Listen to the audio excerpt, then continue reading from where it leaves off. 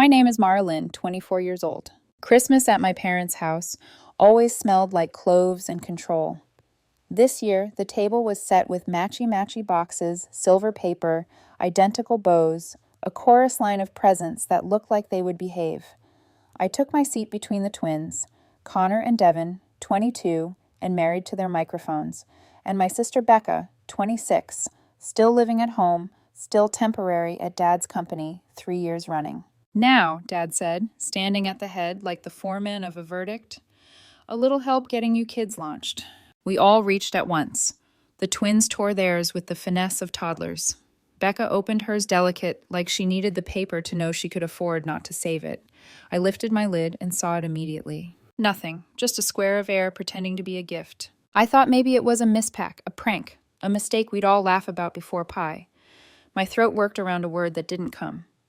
I don't... Mom lifted her wine and smiled a smile that had rehearsal marks in the corners. That, she said, is what happens when you give nothing back.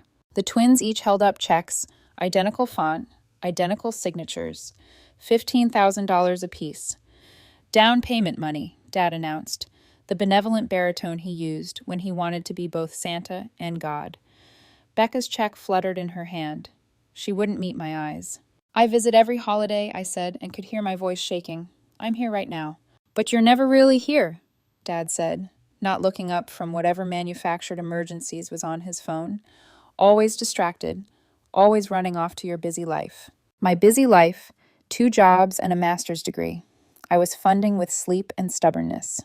The quiet work I did felt suddenly like a sin I hadn't known I was committing. The twins traded looks that said they didn't want to be in this scene, didn't want to be anywhere that might get them written out of future checks. Becca's fingers tightened on her envelope until it bent. Later, in my childhood bedroom with the wallpaper I'd outgrown, I lay awake, counting proof like sheep. The spring break I'd spent painting their fence while my friends went to Mexico. The 40 hours I took off work to help Mom move Grandma into assisted living. The 6-hour drives I made for weekends that turned into chore lists. The $2,000 I wired for Dad's surgery copay, which I'd now learned paid for a golf trip with his accountant. Also counting the things I missed, Dad's retirement party because of finals, Mom's book club presentation because of a double shift, Becca's birthday because I had the flu, and the way those absences had been cataloged, weaponized, hung around my neck like evidence of a crime. Sleep didn't come. Clarity did, in mean, bright flashes. The box was empty by design. A performance with a moral. I left before anyone woke up, the house still tasting like cinnamon and cement. I drove streets I could navigate with my eyes closed until my hands turned down a road that had nothing to do with muscle memory and everything to do with mercy. Grandma Wren opened the door before I knocked, as if she'd been waiting for my car to turn onto her block. She pulled me in, took one look at my face, and sighed, like someone who'd watched the same storm break twice. "Let me guess," she said, guiding me to her kitchen. "The Christmas gifts happened." "You knew?" I asked. She poured coffee like a sacrament and slid the mug into my hands. "Your mother did the same thing to me 30 years ago," she said. "Said I didn't contribute. Cut me out of holidays unless I was useful. The packaging changes. The pattern doesn't." My hands trembled around the mug. Ceramic against ceramic sounded like tiny collisions. Why didn't anyone warn me? Grandma tilted her head. "Would you have believed them?" she asked gently. "Or would you have thought you could be different, that you could earn what they were never going to give?" The kitchen clock clicked through a minute that felt both too full and too empty. "I tried," I said, the words falling out like coins. "I've been trying to be. Enough." "And that," Grandma said, "is how they keep you small." She stood, disappeared into the back room, and returned with a soft, battered folder. She set it on the table between us like a map. "Your parents have been planning this for months," she said. "They've been telling the family you're neglectful. They're building a narrative." Inside were printed emails, text screenshots, family group chats I wasn't in. My mother's words, polished into pity. "We're so worried about Mara. She's become so self-absorbed." My father's ledger of my failures. Every missed dinner, every late call, every choice that put work or school or survival over performance. Becca adding, "It's gotten worse," like a chorus line of loyalty. "Why are you showing me this?" I whispered. Grandma's jaw sharpened. Because I have cameras in that house, she said. Security system they don't know about. I've been documenting everything they say when they think no one's listening. She opened her laptop and a folder named Truth. I learned the hard way that without receipts, they'll convince you your memory is the problem. We watched together, our faces reflected faintly in the black bars around the video like two ghosts calling a seance on a living lie. Mom, in the guest bathroom, practicing her disappointed face. Tilt of head, breath. That's what happens when you give nothing back, she said to the mirror, testing tones until she found the one that could cut and look righteous doing it. Dad, on speakerphone with his accountant. An empty box costs me nothing, he chuckled. Pays dividends in control. Laughter, like clinking ice. Becca, in the kitchen, twisting a dish towel in her hands. Do I really have to do this? She asked, looking small in a house that had kept her that way. If you want to keep your allowance, Mom said, not looking up from her notes, and your job, and your room. A clip from 6 months ago. My parents in the living room. The TV off. The lamps throwing theater light. She thinks she's better than us, Mom said. Master's degree. Big city job. We need to remind her where she came from. The empty box will fix that, Dad replied. Public humiliation in front of people who matter. Nothing humbles faster. And if she complains, we've primed everyone to think she's ungrateful. Win-win. I hadn't realized I was crying until Grandma slid a tissue onto my knee. They did this to me too, she said quietly. Only I didn't have proof. Just a lifetime of being told I misremembered. Why are you still in their lives? I asked. She smiled without humor. Because I thought I had to be, she said. For you kids, I thought proximity meant protection. She glanced at me, eyes soft and unflinching. How's that working out? My phone buzzed again. Aunts, uncles, cousins flooding in with the same script. How dare you walk out on Christmas? Selfish. Your poor parents. Then Becca, finally. Mom says you left without saying goodbye. Really mature. Each ping felt like another tiny verdict. They're already executing phase 2, Grandma observed, reading a screen that wasn't hers. Mobilize the chorus before you learn your lines. I don't want to tell my side, I said. I want to disappear. Move somewhere with no last names. Let them win. What does winning look like? She asked. Exposing them? Leaving quietly? Either way, you'll be the villain in someone's story. The question is, which story do you want to live in for the next 20 years? I thought about the twins, their eyes sliding away from me, checks clutched like life preservers. Becca, 26, and still sleeping in a pink room, temporary, forever. I thought about being the example, hung on the wall as a warning. This is what happens when you leave. What if I do this and lose them all? I whispered. What if you don't, Grandma said, and lose yourself? We worked until the winter light turned the kitchen window into a mirror. Grandma brought out another stack, numbers this time. I got smart, she said, tapping a spreadsheet. Started tracking where every family expense went. Beach house I didn't know existed. Boat at a marina 3 states away. Name stenciled in blue. Easy money. Investment property in a cousin's town. Rented under an LLC. My parents had spent 2 decades performing middle class while sitting on millions, because modest people can say no and be admired for boundaries. Rich people are expected to be generous and audited by scrutiny. Then the fundraisers. Every crisis in the family a chance to pass a hat. For chemo, for layoffs, for a divorce. Money flowing through my parents and evaporating. $340,000 siphoned over 15 years, Grandma said. At minimum. That's fraud, I said. Exploitation, at least, she replied. They've been playing patrons while functioning as parasites. A new folder, Delilah. 3 years of messages and slander and erasure. Aunt Delilah's reputation taken apart piece by piece the moment she noticed the numbers didn't sing the song my parents were selling. They neutralized her first, Grandma said. So when she spoke, all anyone heard was noise. My phone buzzed again. Connor. Mom's telling everyone you stole from them for years.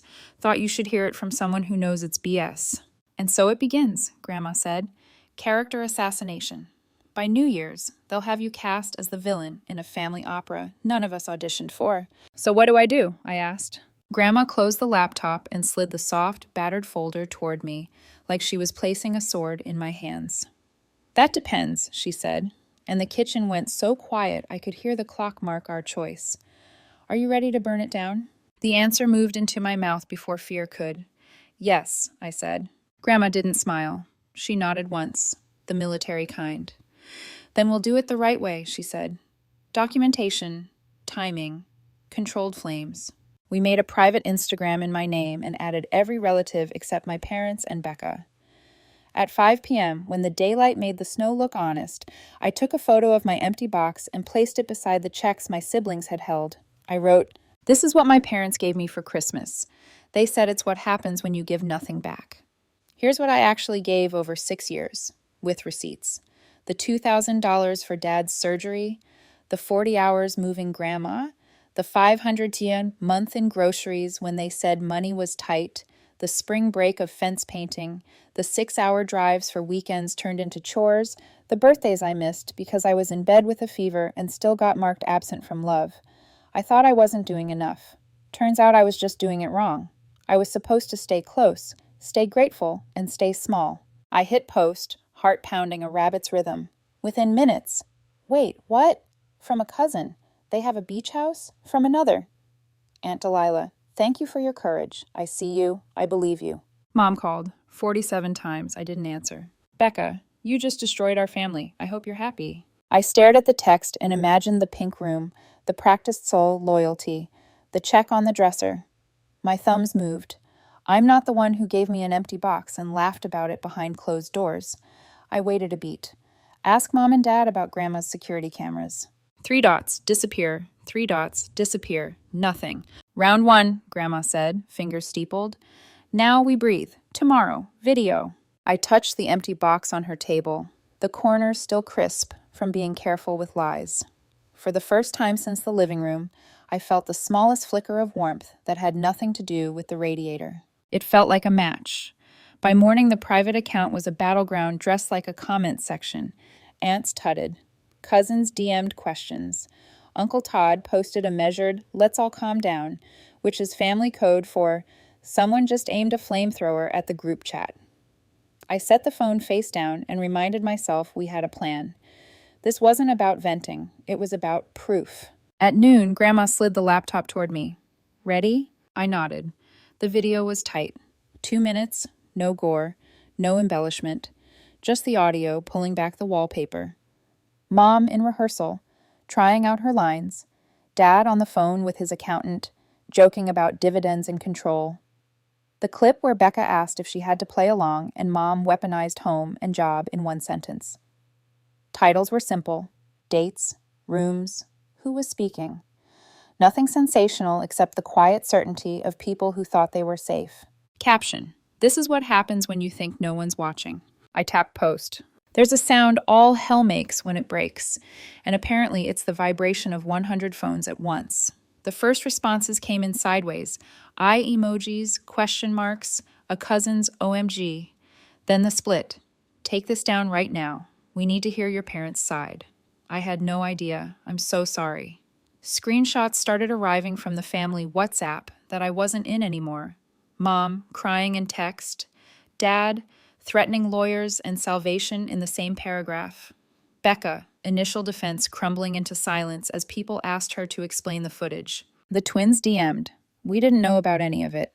They told us you were stealing from them, that the empty box was accountability. Do you believe that now? I typed. A beat. No, we're moving out together next week. We're done. Something unclenched in my chest. Not redemption. Something adjacent. Grandma brewed tea like it was an antidote for exposure. It's time for the deep cut, she said quietly. The money. She pulled up her spreadsheet, the one that looked like a city made of numbers.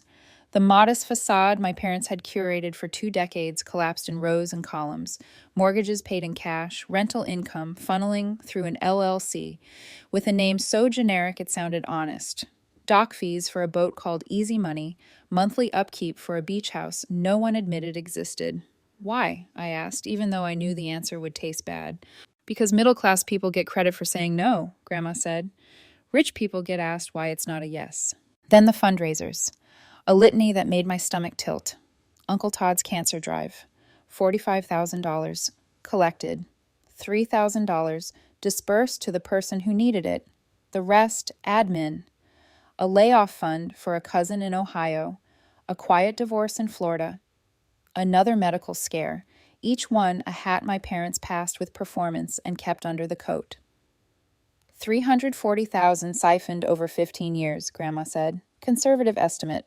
We crafted post 3 like a deposition. No names in the caption, just sums, dates, and the phrase, proof available. I added a paragraph Grandma dictated, and I wish I had written, they told a story about sacrifice so they could hoard the rewards of your generosity. They performed scarcity to collect sympathy and cash. Here's where it went. I included one screenshot from the Marina account. Easy money. Mortgage paid through October. It felt petty and perfect. The responses shifted. Shock calcified into anger. Uncle Todd wrote a paragraph that made my ribs ache. Explain why you collected $45K for my chemo and handed me $3K. Cousin Ree. Explain the letters you sent my professors calling me unstable because I asked where Grandpa's estate went. A parade of small cruelties assembled into a pattern on the screen. Being left off evites. Whispered diagnoses that were really punishments. Checks that had bounced when people needed them most because the money had rerouted through admin. My phone lit up with a different name, Aunt Delilah. For a half second, my body braced for attack out of habit. Then her message arrived. Thank you for your courage. I see you. I believe you. She followed it with a screenshot of a 3-year-old text Mom had sent the family. Please pray for Delilah's mental health. She's made some concerning accusations. And another, Dad writing to the group about how sad it was that Delilah had become paranoid. It was like reading the blueprint of a house you'd grown up in without realizing the doors were tricks. At 5 p.m., my father's cease and desist landed in my inbox like a limp threat. Remove all posts. Surrender all copies of illegal recordings. I forwarded it to Grandma's lawyer. He replied with 2 sentences that contained more backbone than any monologue my parents had ever delivered. Surveillance on private property by the owner is legal. Truth is an absolute defense. Kindly govern yourself accordingly. Mom took the alternate route, the one she'd paved with guilt and weeping. She called Grandma, sobbing, asking, no, demanding, she make me stop destroying our lives. Grandma pressed the speaker button deliberately. You destroyed your own life when you tried to destroy hers, Grandma said, voice the steady kind of furious that doesn't drain you. I gave you chance after chance to be decent. You chose theater. We gave her a home, Mom said. We raised her. This is how she repays us? You gave her trauma and called it love, Grandma said. You're not upset about what she's doing. You're upset that people are finally seeing what you are. You'll never see your grandchildren again, Mom hissed. I'm already seeing the one who matters, Grandma said, looking at me. The one you tried to break. Mom hung up. The kitchen was so quiet I could hear the tea cooling. Thank you, I said. Don't thank me, Grandma said. You're the one in the arena. I'm just the woman in the cheap seats passing you a sword. On day 4, there was a knock on Grandma's door. All 3 of my siblings stood on the porch, dressed in remorse and hope. They looked like we used to look in grade school photos when we hadn't yet learned to make our faces smaller. Can we come in? Becca asked. Grandma glanced at me. I nodded. We sat around the kitchen table that had somehow become a courtroom, a church, a battlefield. Mom says you're trying to destroy the family, Becca began, voice uneven. Dad says you've always been manipulative, Connor added. Is that what you believe? I asked. Becca stared at her hands until her words arranged themselves. Grandma sent me the footage, she said. All of it. She inhaled like it might be her last breath with their old story inside. I feel like I'm waking up from a dream someone else kept narrating. They made me participate. If I didn't, I'd lose my job, my room. She looked up at me, eyes wet. You could have warned me. I know, I said, and there it was, the truth that sat next to the pain like a sibling. I should have tried. I thought you'd pick them over me.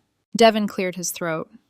They told us you manipulated them, he said, that you demanded money, that the empty box was deserved. And you believed them, I said, flat, because it was a stone I'd already swallowed. We wanted to, Connor admitted, voice small, because if we believed them, then we were good kids, not complicit ones. Justice, not cruelty.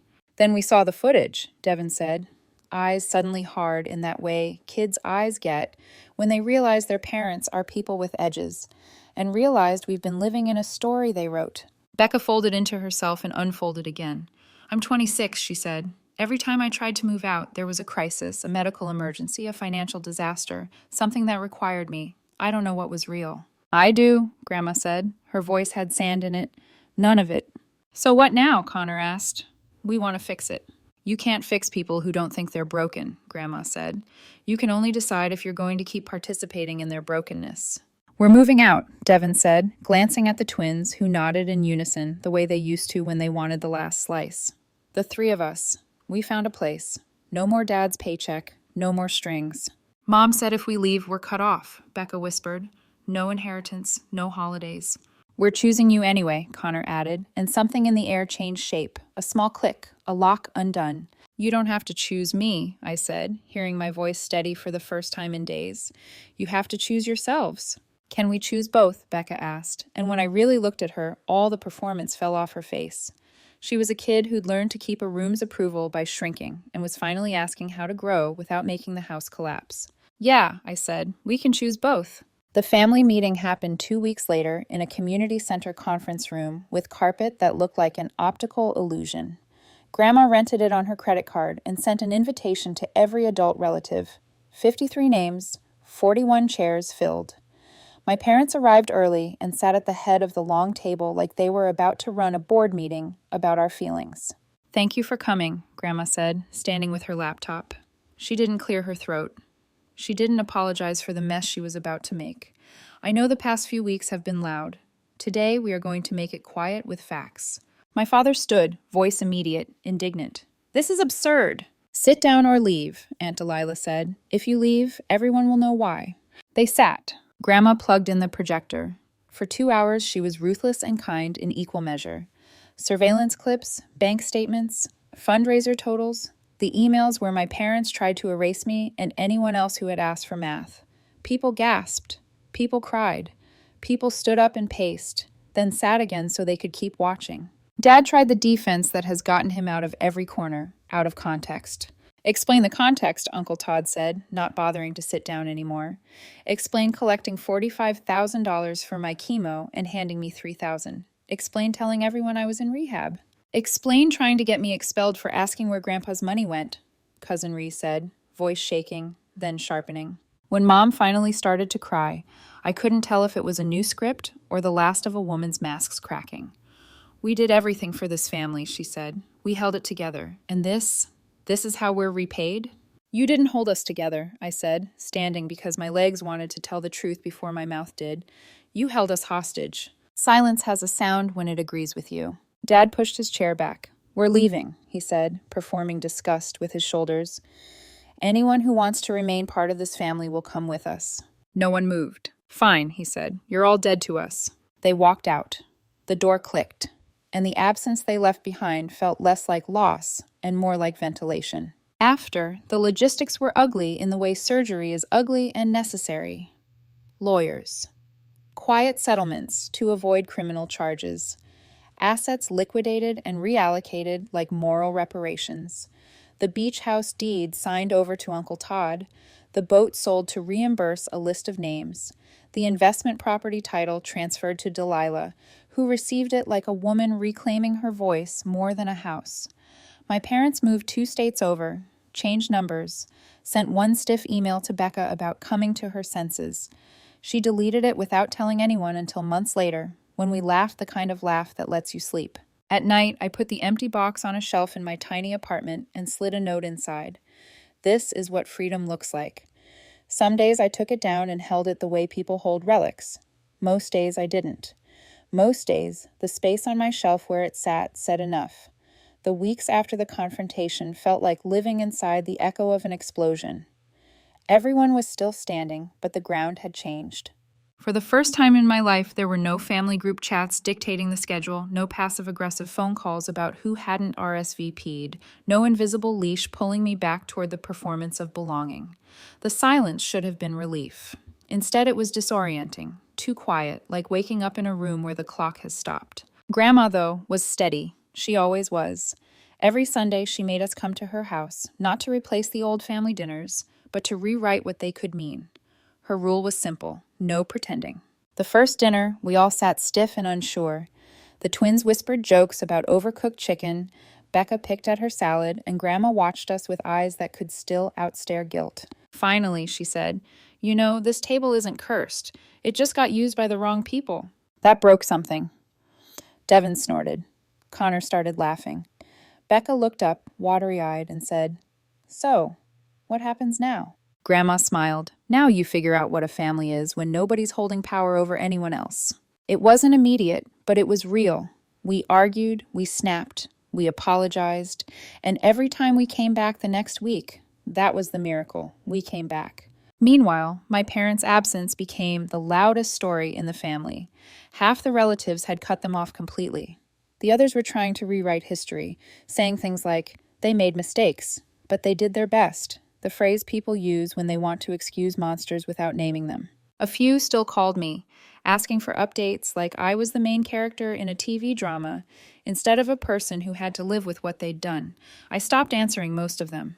I'd spent enough years letting their curiosity cost me peace. By spring, Becca moved into an apartment downtown with the twins.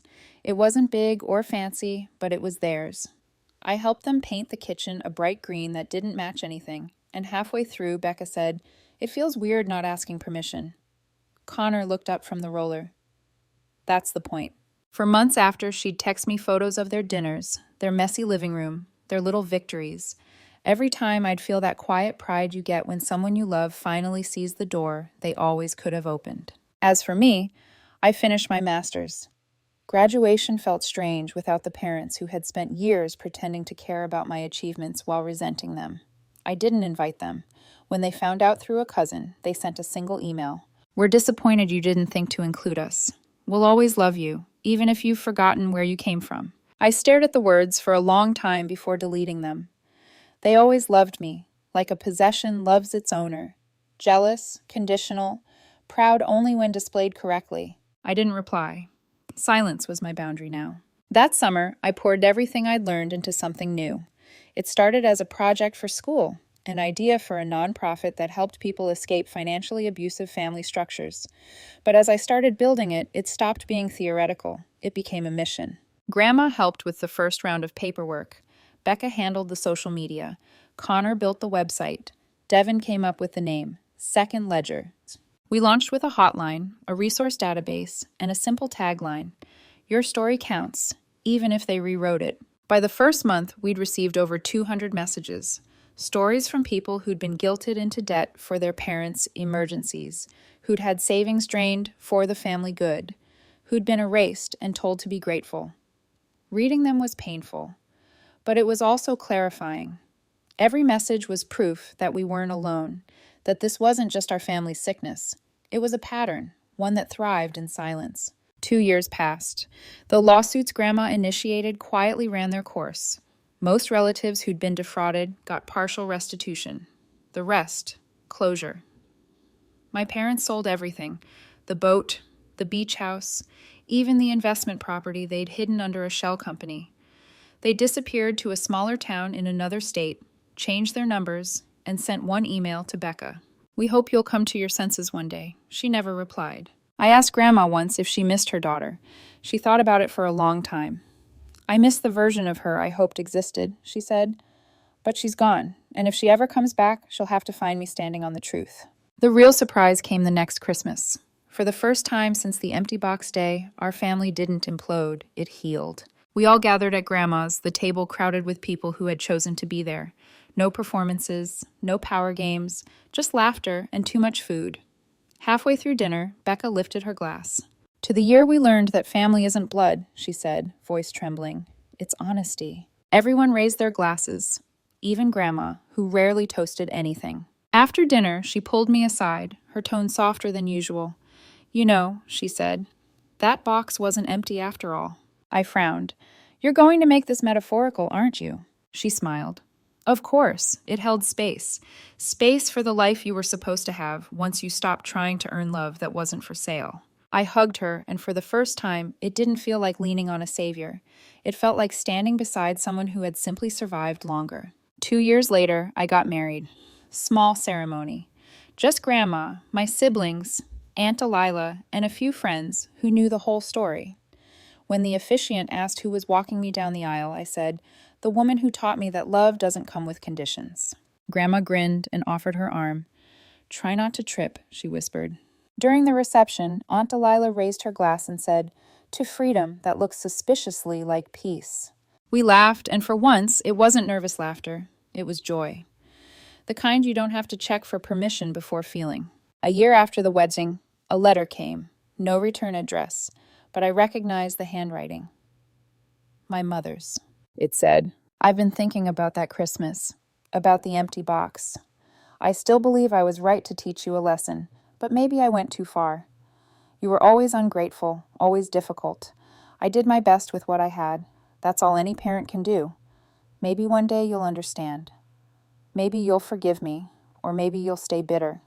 Either way, I've made peace with who I am. You should too." No apology, no ownership, just more justification wrapped in nostalgia. I read it once, twice, 3 times, then I handed it to Grandma.